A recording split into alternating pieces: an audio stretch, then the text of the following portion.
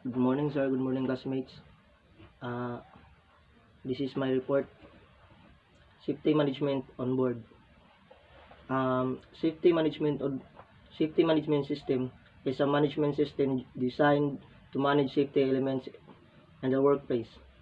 It includes policy, objectives, plans, procedures, organization, responsibilities, and other measures.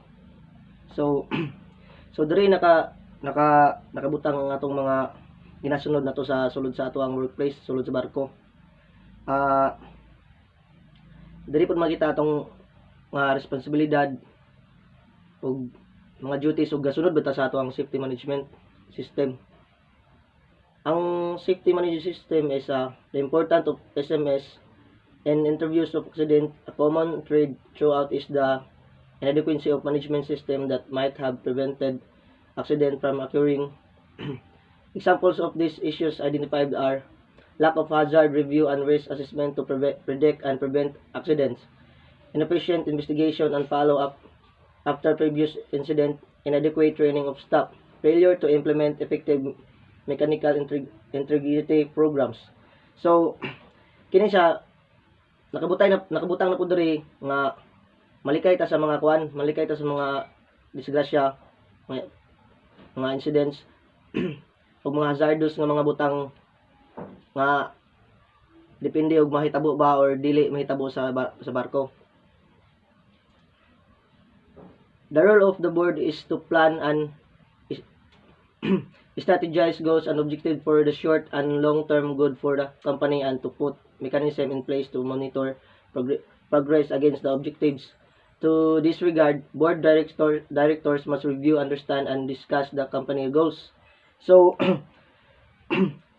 so ang kapitan mo na siya gadala sulod sa barko din ang kini mga tao kini sila ni chief engineer mo gini ang duha ka tawo, si chief engineer ug si chief officer. Kining uban kini si chief engineer ang iya po mga tao sila second engineer, third engineer, fourth engineer ug mga junior engineers, electrical engineers. Kini po sa chief officer yang mga tao, second officer, third officer, catering officer, chief steward. Muna yung mga kasagaran mga tao sa captain dayon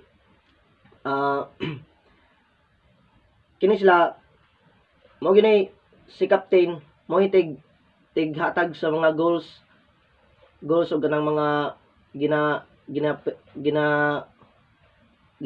siya may tig istorya og para ma-prevent ang mga hazardous things sa sulod sa workplace.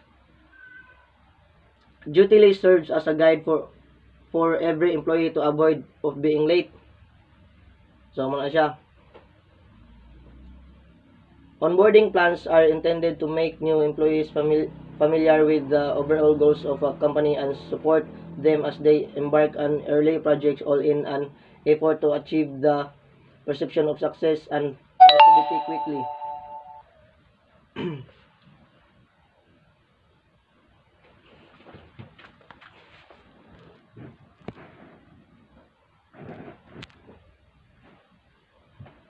So kini siya ug for example na mga bag-o nga mga musuluday nga mga cadets dapat pud siya makabalo sa mga goals ug mga gipang implement sa mga officers. For example, emergency plan. Nana pod diri nakabutang ang mga drills ug unsay mga kasagaran mga ginabuhat, mga drills sa sulod sa barko. Except the most common and important drills such as abandon ship or firefighting drill, there is a variety of other dangers which may be encountered on board and have to be practiced. Other drills can include collision, grounding, flooding, oil spill, piracy attack, and many others. So, nadiri ang mga example sa mga drills sa drills on board. Firefighting drills. So kini mga mga sunog-sunog mga example mga inana. Lifeboat and life-saving appliances drills. So kini mga boat nga mga gamitonon ito mga life jackets. Personal protective drills. For example na mga piracy, mga attack-attack, kabalo ra po gamo kuan sa mga kagulingon. Environmental protection drills. So kini emergency steering drills. So for example, na mga leaking or dili na kay mo kuan ang steering ato, dapat gina check up na siya permanente pod. Man overboard drills. So for example, na mga malumos, dapat kabalo sad ta mo kuan mo unsaon paglukso sa barko nga sakto atong pagtumpa nga dili ta ma-injury. Medical care drills. So kini siya ni mga masamdan, kabalo ra pud ta mo tabang unsaon na pagkuan, pagbuhat o mapiang mabali. Personal safety and social responsibility drills. So garbage handling drills. So mga basura nato, asa nato ti pangbutang, dapat naka-organize siya pagbutang. Ideal number of rest hour in each personnel on board. The aim of the rest hour requirements is to avoid or minimize fatigue. So para ug sakto ato ang rest ato ang lawas, makapahuway tag sakto mga ma-minimize ang kakapoy sa itong lawas, kaning dili ta mo over fatigue. The issue of the adequate crewing and the effect of fatigue upon health and safety are closely related. It is also notable that the cumulative effect and fatigue-inducing factors and exponentially negative impact on the seafarers concerned. So kini mangud siya og ma-overfatigue kita, siyempre wala gana kay mo trabaho nya. Ug unsay sugo sa mga captain ug chief engineer, dapat on time. So makakuan kini siya, makaless kini siya kuan kanang kakuan sa tuwang kakugi. The hours of rest can be divided in a maximum of two periods. One of which should be at least 6 hours in length. Two such consecutive periods should not be separated by more than 14 hours. A seafarer must be granted a compensatory rest period in case she required to be called on during rest hours. Moreover, operations like lifeboat drills, firefighting drills, and prescribed by national laws and regulations should conducted so as to ensure minimum disruption of rest period. So, for example, apiki kay kag pahuway sa mga lawas, din na mga on call nga emergency, imbis makatabang ka, makakuan gyapon gagawon, makadisgrasya na nun ka kayo, dili man kayo kuan nimong lawas, kulang makagpahuway. So ship familiarization. New crew members joining a ship must be familiar with their duties and important information about the ship. This is to ensure that the new people on board ship understand their responsibilities truly before commencing their duties. It is on the duty of the master of the ship to ensure that each new crew member is given proper familiarization training to ensure the personal safety and well-being of the ship. So, for example, ug nay mga bagong nga mosuluday, bagong nisakay sa barko, so dapat responsibility po nila nga i-familiarize ang mga sulod sa barko sa mga hazardous nga mga lugar. Then dapat ang officer pod motudlo siya na sila nga asa dapat ang mga plans ug asa mga exit drills o kanang mga exit nga ug nay mga sunog-sunog asa dapat moagi.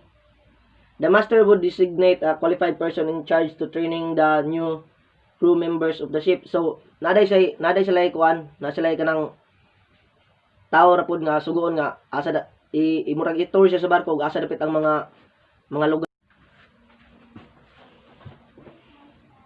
New crew members joining a ship must be familiarized with their duties and important information about the ship. This is to ensure that the new people on board ship understand their responsibilities through before commencing their duties. So, kung ikaw bago ka mosakay sa barko, dapat i-familiarize nimo ang mga sulod sa barko, dayon og imong i-familiarize sa nimo ang mga responsibilities sa sulod sa imong gitrabahuan. It is the duty of the master of the ship to ensure that each new member is given proper familiarization training to ensure personal safety and well-being of the ship. So i-train ka og para ma-familiarize nimo og tarong ang safety sulod sa barko. The master would designate a qualified person in charge of training the new crew members of the ship. So nay tao nga mo tabang nimo nga ma-familiarize mo dali ang mga plans o ganang mga for example yung mga hazardous nga mga lugar ug asa dapit ka moagi og may mga disgrasya. Dayon, the main aim of the familiarization training is to make the new crew aware of important safety procedures that are be carried out of ships while working or during an emergency situation. This is the duty of the officer in charge of the training to train the new crew. It is a normal procedure on board ships that the new crew member will be given familiarization of this or her duties by the person who is being relieved. So, for example, ug naay mga natangtang then ikaw may napuli, dapat kung sa ilang ginabuhat, kung sa ilang mga responsibilities, dapat mao gyapon to iyang sundon. Para dili na lisod sa imuha. Kay na may mga plans na daan, dapat imo lang taon, imo lang sundon. The Safety Management System SMS is an organized system planned and implemented by the shipping companies to ensure safety of the ship and marine environment. SMS is an important aspect of the International Safety Management Code, and it details all the important policies, practice, and procedures that are to be followed in order to ensure in safe functioning of ships of the sea. All commercial vessels are required to establish ship management procedures. SMS forms one of the important parts of the IMS code.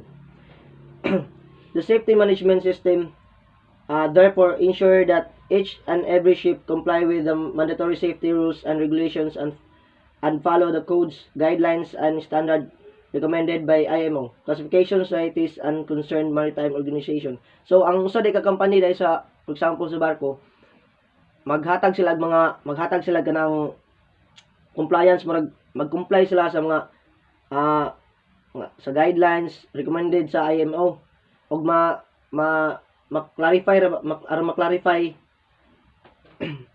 maklaro ug nagsunod ba sila sa sa sakto nga protocol, sa sakto nga guidelines nga gihatag sa IMO. So dire na taman. Thank you.